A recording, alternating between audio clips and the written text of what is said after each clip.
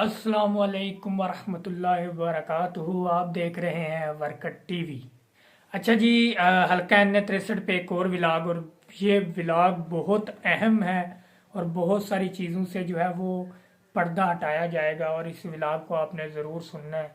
और ये बातें जो मैं आपसे करने लगा हूँ प्रूफ के साथ चीज़ें होंगी, और आपने ये ज़रूर सुननी है, और आपने इस चीज़ को समझना भी है। उस ये समझना क्यों ज़रूरी है वो भी आपको बता देता हूँ, क्योंकि जो हकीकत है उसको जानना चाहिए। सबसे पहले तो ये है कि फंड से शुरू हुई गई ये गेम, और फंड पे ही ख़त्म हुई। ठीक है, फंड किसका? पाकिस्तान तरीके इंसाफ का। किसके नाम पे? इमरान खान के नाम पे। कौन ले रहा है जी? जी ये लोग ले रहे हैं जी। ठीक हो गया। कितने साल से ले रहे हैं जी? इतने साल से ले रहे हैं जी। खुद ये यतीम है, मस्कीन है? नहीं जी। इनका कोई वाली वारिस नहीं है? नहीं जी। खुद क्या है जी? 21वें ग्रेड के ऑफिसर हैं जी। क्या है जी? रिटायर हैं जी। ठीक हो गया। कितनी पेंशन है जी? 2 लाख रुपये पेंशन है जी। ठीक हो गया। अच्छा, ये हो गया फंड की आपको डेफिनेशन। में एंड पे मैंने आपको बड़ी बात बतानी है। अब शुरू करते हैं। एक हमारा पाकिस्तान तरीके इंसाफ का जो वर्कर है, मैर सरवर उसका नाम है, जलालपुर जट्टा का रहनुमा है, 6 कनाल पे उसका डेरा है। जब उसके पास कुछ था, मतलब उसके पास कोई जमा पूंजी थी, कोई पैसे थे, तो ये सारे दिन रात उसके गीत गाया करते थे। और पता क्या कहते थे? कहते थे कि हमने जो है वो इसको जलालपुर जट्टा का चेयरमैन नामजद कर दिया। ठीक है जी। हाँ, मैं भी उस वक्त इनके साथ ही था ना। चेयरमैन इसको नामजद कर दिया, और ये हमारा आने वाले वक्त का चेयरमैन होगा। कौन? मैर सरवर उर्फ गोगा उसको कहा जाता है। दुबई पहले वो रहा है, ओवरसीज पाकिस्तानी, और यहाँ पे आ गया। अच्छा जी, उसके डेरे पे रोज़ रौनकें होनी, प्रोग्राम होने, वो पैसे लगा रहा है, वो इसी खुशी में मुझे चेयरमैन की टिकट मिलेगी, मैं चेयरमैन का इलेक्शन लड़ूंगा। सारे मामला है, उसने पूरा डेरा सजाया, FIR उसने ली, ये सारी ईच एंड एवरीथिंग, मतलब वो करता रहा।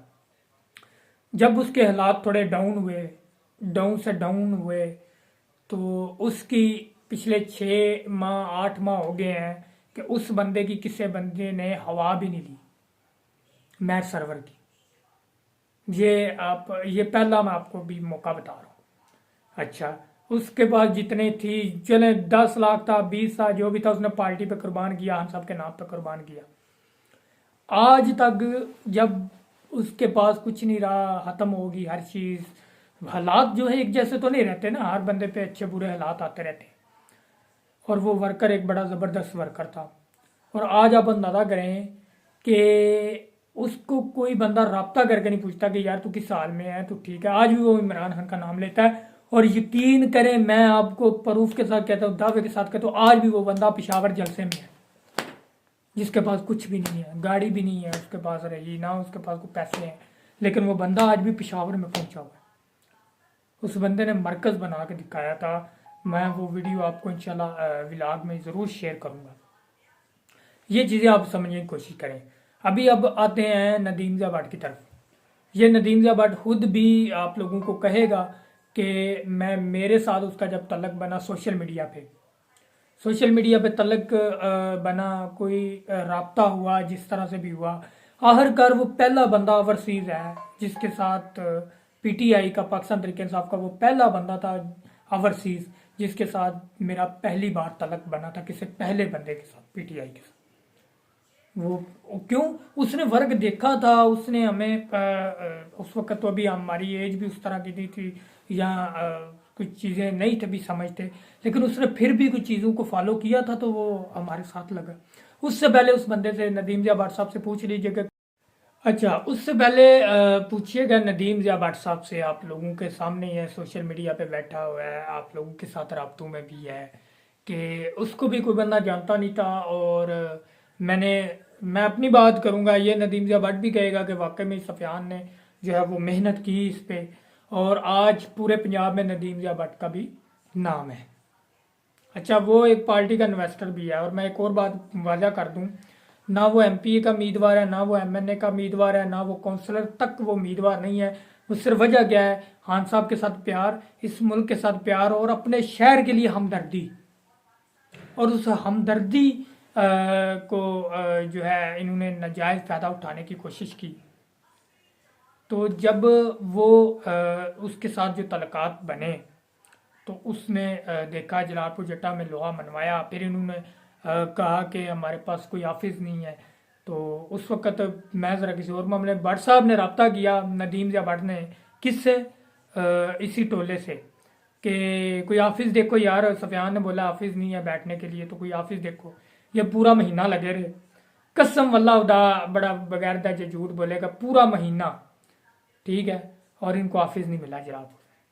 और आपका भाई निकला एक दिन के अंदर, मैंने एक दिन के अंदर ऑफिस रेंज करके, एक दिन के अंदर ऑफिस रेंज करके उसी वक्त जो है वो दस्ती दिया इनको। और ऑफिस कहाँ पे, मूसा मैरिज हॉल के बिल्कुल सामने जनाब, ऊपर दूर से नज़र आता है। और 7 साल हो गया वो ऑफिस है। और अब यहाँ से अंदाज़ा लगा लें कि 7 साल से वो ऑफिस के 2 कमरे लिए, 15,000 रुपया उसका किराया था जब ऑफिस लिया था, मेरे ख्याल गालबन सॉरी 12-14,000 रुपया। तो 7 साल उस ऑफिस को हो गए हैं, 1.5 मिलियन पैसे तो ये बन जाते हैं। किसने दिए हैं? किसी पार्टी रहनुमा ने? नहीं जी। किसी आपस में फंडिंग करके? नहीं जी। किसी और ने? नहीं जी। किसने दिए हैं? नदीम ज़िया भट्ट ने। क्यों दिए हैं? पाकिस्तान से प्यार करता है, अपने शहर से प्यार करता है। अच्छा जी, ये सिर्फ दफ्तर का किराया बता रहा हूँ। अब अखराजात की तरफ आए, ठीक है, करोड़ों रुपया, मैं यकीन जाने करोड़ों रुपया। मैं अपनी बात करूँ तो 50-60 लाख रुपया तो मेरे हाथों से लगाया है, मैंने लगाया पार्टी में।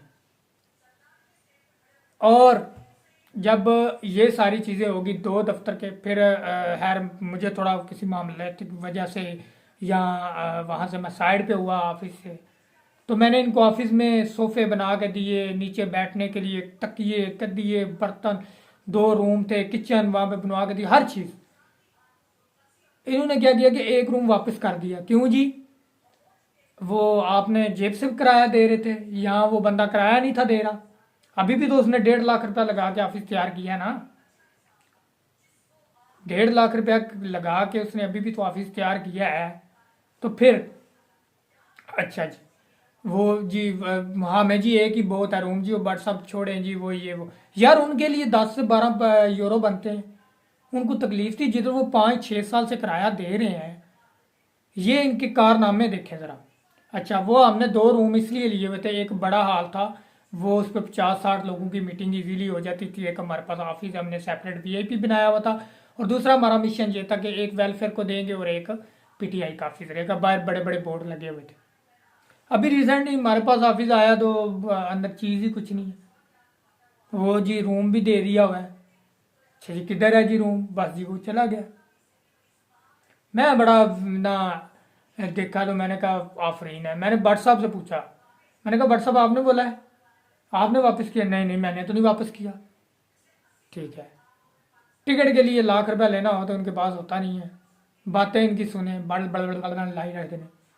सही बात कर रहा हूँ ना मैं। अच्छा, अब आते हैं जी फैसल बशीर की तरफ। फैसल बशीर जो है, इसको यूके में बंदे नहीं जानते। मैं आज तक बाहर गया नहीं हूँ, आपको भी पता है, लेकिन यकीन जाने आपके भाई की यहाँ पे जिधर बैठा हुआ है पाकिस्तान तरीके इंसाफ के प्लेटफार्म में, वहाँ पे जितने पाकिस्तान तरीके इंसाफ के बड़े बड़े नाम हैं, मीर साहब हैं, गुफार साहब हैं, वहाँ पे आसिया हुसैन है, उसके बाद जो है वो गुफार अंकल अहवान साहब हैं, एक हमारे गुलाम रबानी साहब हैं। ये सारे के सारे आपके भाई के साथ डायरेक्ट रबते में है, बाई फेस रबते में है। क्यों? पार्टी को फ़र्क करके दिया, वो बाई फेस बाई नेम जानते हैं। ये मैं आपको हकीकत बात बता रहा हूँ। फैसल बशीर को ये लोग नहीं जानते जो पाकिस्तान तरीके इंसाफ के वहाँ पे चेयरमैन है, वहाँ के करता धरता है। यूके में ये नहीं जानते। आप जुमा के देख लें, किसी बंदे को पूछ लें फैसल बशीर को जानते हैं, वो कहेंगे हमें कौन सा पता है ये कौन फैसल बशीर। किसी को पूछिएगा कि अवान साहब को जानते हैं, पीटीआई के गुलाम रबानी को जानते हैं, वो उसी वक्त आपको बताए जी बिल्कुल जी पाकिस्तान तरीके इंसाफ का सारा करता धरता। ये आसिया हुसैन को जानते हैं, ये बोलेंगे ये जानते हैं। मैं अब सही सच्ची बातें आज बता रहा हूँ। फैसल बशीर को उधर रह के भी यूके में भी इसका क्या कैलिबर है, इनके पास रिकॉर्ड गया है कुछ भी नहीं। ठीक है, हमारी कोई ज़ाती दुश्मनी नहीं है उसके साथ। हम कहते हैं कि पॉलिसी गलत करता है, अच्छा, फैसल बशीर की अब बात करते हैं कि जी आप उससे नाराज़ क्यों हैं या आप उस पर तनकीद क्यों करते हैं। आए मैं बताता हूँ। आज से तकरीबन एक दो डेढ़ दो साल पहले की बात है कि मैं उस वक्त ये व्लॉगिंग करता था, मुल्की हालात पे, सूरत हाल पे बताता था, खबरें वगैरह, न्यूज़ वगैरह। तो मेरा लिंक वैसे भी व्हाट्सएप ग्रुपों का बानी भी आपका भाई है, मेरा लिंक गया जनाब ग्रुप्स में। तो ये मखसूस ने जनाब वो लिंक डिलीट कर दिया। तो फिर मैंने मैं जो हम हो जरा मेरे दूसरे ग्रुपों में भी लिंक जाते तो कोई भी डिलीट नहीं था करता। लोग व्लॉग सुनते थे शौक से। मैं अच्छी बात जिस तरह अभी आप लोगों के सामने बैठ के बात कर रहा हूँ इसी तरह बात करता था। अच्छा, उसने फिर डिलीट कर दिया। खैर मैंने उसने रिमूव किया या मैं वहाँ से लेफ्ट कर गया और मैं वहाँ पे एक बात बोल के आया था। मैंने कहा एक साल के बाद ये बंदा आप लोगों को भी इसी तरह रिमूव करेगा। और वो एक मीटिंग रूम ग्रुप था, 800-900 बंदा था जिसमें 450 बंदा रह गया। और नदीम ज़िया भट्ट के साथ भी वही किया इसने। जिस तरह उसने भी लिंक सेंड किया ग्रुप में। लिंक किसका था? पार्टी का लिंक था, पीटीआई की कोई बात थी। यार आप लोगों के सामने अभी ये व्लॉग आप लोगों को शेयर हो रहा है, तो मेरा नहीं ख्याल कि मैंने कोई बात ऐसी की हो बीच में, कोई अपनी रौनक मेला तो नहीं लगाया हुआ। तो ये सारी चीज़ें थी। असल जो कायक है इसको वो समझ नहीं रहे। ठीक है, ये जिधर से नोट देखते हैं उधर उस तरफ चल पड़ते हैं, अपनी जेब से 10 रुपये नहीं लगाते। वो बात करते हैं जी हम गाड़ी करवा के हर मंगल को पहुंचते हैं। आज पिशावर जलसा थी, उधर क्यों नहीं गए जी? इस महीने में 2 अजलास हुए हैं इस्लामाबाद में जो बड़े ज़रूरी होते हैं, उसमें क्यों नहीं गए? पीटीआई की वर्कशॉप में क्यों नहीं गए जो 1 साल के बाद होती है? योम तसीस में नहीं गए, किधर होते हो बताए ना? योम तसीस में क्यों नहीं जाते? इनके पास कोई जवाब नहीं होगा, सिर्फ जिदबाजी लगा के हम जी अडयाला जा रहे। सो बिस्मिल्लाह जाएं, हम कब कह रहे हैं? आपका भी प्यार है अगर अलीमा अपा से या किसी और से, तो हमारा भी है। ये मैं सच्ची बातें आप लोगों के साथ शेयर कर रहा हूँ और दिल के साथ कह रहा हूँ कि ये हकीकत है। इन लोगों को पहचान लें।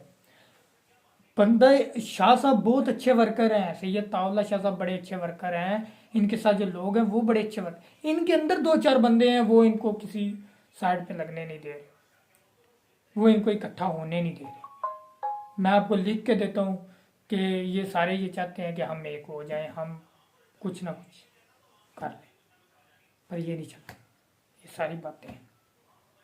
मेरे भाइयों बहनों जिन्होंने भी ये व्लॉग सुना है, जिन्होंने गुजरात में सुना है उनका भी शुक्रिया, जिन्होंने गुजरात के बाहर किसी हल्के का सुना तो उनका भी शुक्रिया।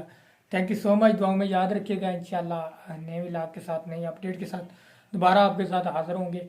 अपना भी ख्याल रखिएगा, इस चैनल का भी।